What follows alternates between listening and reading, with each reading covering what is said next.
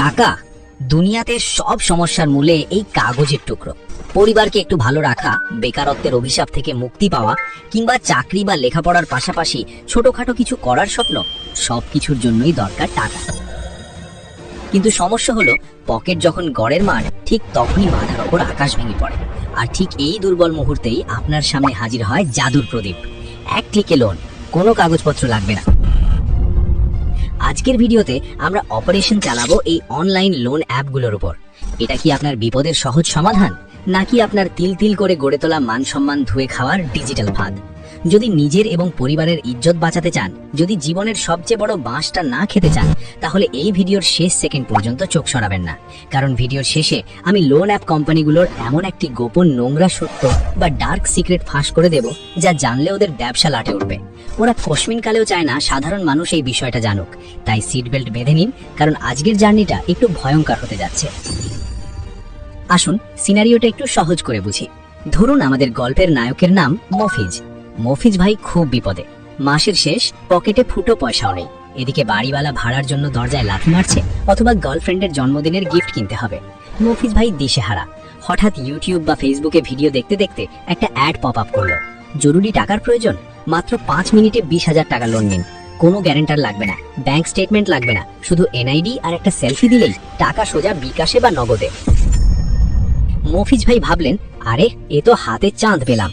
খুশিতে বাকবাকুম হয়ে তিনি প্লে স্টোর থেকে অ্যাপটা নামিয়ে ফেললেন। অ্যাপ ওপেন করতেই শুরু হলো আসল খেলা। অ্যাপটি মফিজ ভাইয়ের কাছে পারমিশন চাইল। Contact list, gallery, location, camera, file manager, সব কিছুর অনুমতি। মফিজ ভাই টাকার চিন্তায় অন্ধ হয়ে কোনো কিছু না পড়েই অ্যালাউ করে সব অ্যাক্সেস দিয়ে দিলেন। ব্যাস, মফিজ ভাই নিজের অজান্তেই নিজের গলায় ফাঁসির দড়িটা পরে নিলেন এবং রিমোট কন্ট্রোলটা তুলে দিলেন স্ক্যামারদের হাতে। দর্শক বন্ধুরা, এখানে একটু থামুন। লজিক দিয়ে ভাবুন তো, একটা লোন অ্যাপের কেন আপনার ফোনের গ্যালারির অ্যাক্সেস দরকার? ব্যাংকে লোন নিতে গেলে কি ম্যানেজার আপনার বেডরুমের আলমারি খুলে বা আপনার পার্সোনাল ডায়েরি পড়ে দেখতে চায়? চায় না।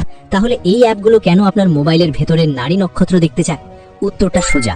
ওরা আপনাকে টাকা ধার দিচ্ছে না, ওরা আপনার তথ্য জিমজি করছে, আপনার মান সম্মান কিনছে।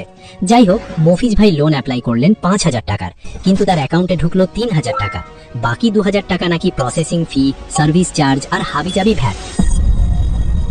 মফিজ ভাই ভাবলেন, যাক বাবা, 3,000 তো পেলাম, 7 দিন পর বেতন পেলেই দিয়ে দেব। কিন্তু 7 দিন আর পার হলো না। 5ম দিন থেকেই শুরু হলো ফোন কলের বন্যা। প্রথমে ভদ্র ভাষায় কল, স্যার লোনটা শোধ করে দিন। কিন্তু 6ষ্ঠ দিন থেকে সেই ভদ্রতা পাল্টে গেল অকথ্য গালিগালাজে। এমন সব ভাষা ব্যবহার করা হলো যা শুনলে আপনার কান দিয়ে রক্ত বের হয়ে যাবে। কিন্তু আসল আতঙ্ক শুরু হলো 7ম দিনে। মফিজ ভাইয়ের হোয়াটসঅ্যাপে একটা ছবি আসলো। ছবিটা মফিজ ভাইয়েরই, কিন্তু শরীরটা অন্য কারোরই, এবং সেটা মোটেও ভদ্র কোনো ছবি নয়। সুপার ইম্পোজ করে বা এআই দিয়ে মফিজ ভাইয়ের মুখটা একটা নগ্ন ছবির উপর বসিয়ে দেওয়া হয়েছে।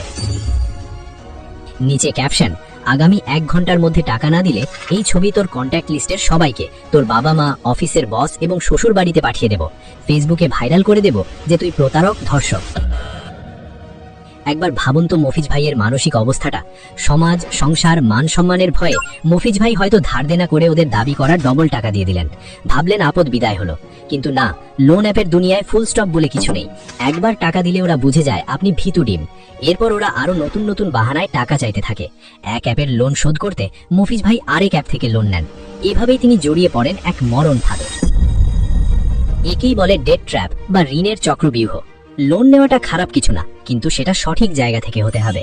ব্যাংক লোন নিয়ে বড়লোক হওয়ার গোপন সূত্র বা ধনীদের মানি রুলস জানতে আই বাটন বা ডেসক্রিপশনের ভিডিওটি দেখে আসুন, যা আপনার চোখ খুলে দেবে। যাই হোক, ফিরে আসি লোন অ্যাপের কথায়। এখন প্রশ্ন হলো, এই অ্যাপগুলো কারা চালায়? এদের কি কোনো অফিস আছে? মজার ব্যাপার হলো, এদের 90 ভাগেরই কোনো ফিজিক্যাল অফিস নেই। এরা চীন, পাকিস্তান বা নেপাল থেকে সার্ভার ভাড়া করে এই ডিজিটাল ডাকাতি চালায়। এরা বাংলাদেশ ব্যাংকের কোনো নিয়ম মানে না। এরা হলো ডিজিটাল মহাজন, যাদের কাজই হলো মানুষের রক্ত চুষে খাওয়া। আপনারা যারা ভিডিওটা দেখছেন, আপনাদের কাছে আমার একটা প্রশ্ন। আপনারা কি অ্যাপ ইনস্টল করার সময় টার্মস এন্ড কন্ডিশন বা পারমিশনগুলো পড়ে দেখেন, নাকি অন্ধের মতো আই এগ্রিতে চাপ দিয়েই খালাস? কমেন্ট করে জানান তো দেখি। আপনার এই 1 সেকেন্ডের অসতর্কতা কিন্তু আপনার পুরো জীবন তছনছ করে দিতে পারে। তাহলে কি সব লোন অ্যাপই খারাপ? না, সব সাপ যেমন বিষধর না, তেমন সব অ্যাপও ভুয়ো নয়। বাংলাদেশে বেশ কিছু অনুমোদিত প্রতিষ্ঠান আছে যারা বৈধভাবে লোন দেয়, যেমন বিকাশের সিটি ব্যাংক লোন বা কিছু নির্দিষ্ট ব্যাংকিং অ্যাপ। কিন্তু চেনার উপায় কি? সহজ সূত্র দিচ্ছি, মিলিয়ে নিন। 1, যারা 7 দিনের জন্য লোন দেয় তারা 100% বাটপার। কোনো বৈধ ব্যাংক 7 দিনের লোন দেয় না। 2, যারা লোন দেওয়ার আগেই আপনার গ্যালারি আর কন্ট্যাক্ট লিস্টের অ্যাক্সেস চায় তারা 100% ব্ল্যাকমেলার। 3, যাদের সুদের হার আকাশ ছোঁয়া এবং যারা প্রসেসিং ফি নামে আগেই 30 থেকে 40% টাকা কেটে রাখে। এখন আসি ভিডিওর শুরুতে যে কথা দিয়েছিলাম সেই গোপন বা সিক্রেট বিষয়টায়, যেটা লোন কোম্পানির মালিকরা চায় না আপনারা জানেন। গোপন সত্যটা হলো এই লোন অ্যাপগুলোর আইনগতভাবে আপনার বিরুদ্ধে কোনো ব্যবস্থা নেওয়ার ক্ষমতাই নেই। হ্যাঁ, ঠিকই শুনেছেন, এরা আপনাকে যতই ভয় দেখাক পুলিশ পাঠাবো, মামলা করব, সিআইডি পাঠাবো, এগুলো সব ভুয়ো। যেহেতু এদের ব্যবসায়ী অবৈধ, বাংলাদেশ ব্যাংকের লাইসেন্স নেই, তাই এরা কখনোই পুলিশের কাছে যাবে না। উল্টো পুলিশ জানলে এদেরকেই আগে ধরবে। এদের একমাত্র অস্ত্র হলো লজ্জা আর ভয়। এরা জানে বাঙালিরা মান সম্মানের ভয়ে সব করতে পারে, তাই এরা সামাজিকভাবে হেয় করার ভয় দেখায়। এখন কথা হলো, আপনি যদি বা আপনার কোনো পরিচিত জন যদি ইতিমধ্যেই এই ফাঁদে পা দিয়ে থাকেন, তাহলে বাঁচার উপায় কি? টাকা কি দিয়ে দেবেন? খবরদার, 1 পয়সাও দেবেন না, কারণ দিলেই এরা আরো চাইবে। তাহলে কি করবেন? 1, ভয় পাওয়া বন্ধ করুন। মনে রাখবেন আপনার মান সম্মান এত সস্তা নয় যে একটা এডিট করা ছবি দিয়ে সেটা নষ্ট করা যাবে। 2, অ্যাপ ডিলিট ও পারমিশন অফ। সবার আগে অ্যাপটা আনইনস্টল করুন, কিন্তু তার আগে সেটিংসে গিয়ে সব পারমিশন অফ করে দেবেন। 3, যোগাযোগ বিচ্ছিন্ন। নিজের সিম কার্ডটি 1 মাসের জন্য বন্ধ রাখুন, অথবা অচেনা নম্বর থেকে আসা সব কল ব্লক করে দিন। হোয়াটসঅ্যাপ অ্যাকাউন্ট ডিলিট করে দিন কিছুদিনের জন্য।